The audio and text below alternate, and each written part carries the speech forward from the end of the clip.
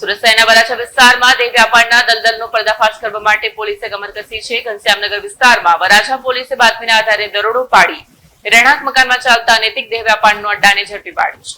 સુરત શહેરના વરાછા વિસ્તારમાં દેહ વ્યાપારના દલદલનો પર્દાફાશ કરવા માટે પોલીસે કમર કસી છે. ઘનશ્યામનગર વિસ્તારમાં વરાછા પોલીસે બાતમીના આધારે દરોડા પાડી રહેણાંક મકાનમાં ચાલતા અનૈતિક દેહ વ્યાપારના અડ્ડાને ઝડપી પાડ્યો છે. પોલીસ તપાસમાં બહાર આવ્યું છે કે મુખ્ય સંચાલિકા લતાબેન મિતેશભાઈએ આ ગેરકાયદેસર પ્રવૃત્તિ માત્ર 7 દિવસ પહેલા શરૂ કરી હતી. ટૂંકા સમયમાં વધુ રૂપિયા કમાવાની લાલચે રહેણાંક વિસ્તારમાં જ આ ગંદો ખેલ શરૂ કરવામાં આવ્યો હતો, પરંતુ પોલીસની સતર્કતાને કારણે 7મા દિવસે જ સંચાલિકા અને ગ્રાહકો જેલના સળિયા પાછળ ધકેલાયા. પોલીસના જણાવ્યા અનુસાર સંચાલિકા ગ્રાહકો પાસેથી એક મુલાકાત દીઠ 1000 થી 2000 રૂપિયા વસૂલતી હતી. આ રકમમાંથી ભોગ બનનાર મહિલાઓને અમુક હિસ્સો આપી બાકીના નાણાં સંચાલિકા પોતે રાખી લેતી હતી.